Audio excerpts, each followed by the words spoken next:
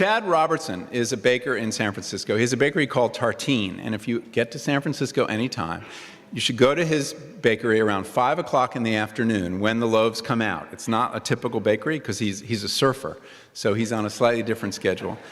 He only breaks about, I don't know, a couple hundred loaves a day, and people actually call and reserve them in advance. But if you go early in the week, you can get one. And it really is spectacularly good bread. Has this amazing contrast of this leathery, hard-baked black exterior with this soft custardy crumb inside. It's really delicious.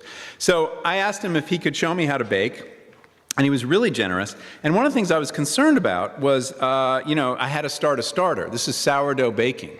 And you need a starter, which is a culture of bacteria and yeast that is what you use instead of commercial yeast. And the best breads are made with a sourdough starter. It doesn't mean they're sour, and his breads are not sour at all. So anyway, so I went to, and I spent several shifts with him in the restaurant and in the bakery. I was nervous I wanted to ask him for his starter, and I figured this was good stuff. But I didn't know the etiquette, whether you can ask a baker for their starter, and I figured it wasn't a good question. So I did the next best thing. I shook his hand a lot every time I had a chance. Chad Robertson looks less like a baker than the surfer he also is. He has a swimmer's long, sleek torso and a certain litheness about him.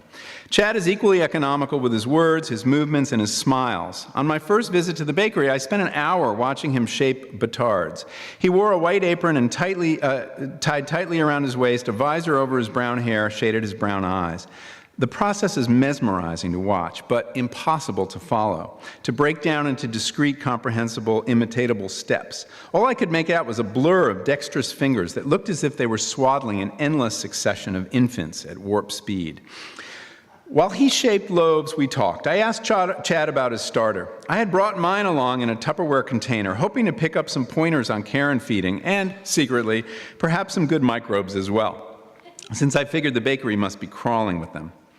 When I was starting out, Chad told me, I was superstitious about my starter, Chad said as he swiftly cut and weighed lumps of dough. I would take it on vacation with me because I didn't trust anyone with it. Once, I took it to the movies with me, so I could feed it exactly on time.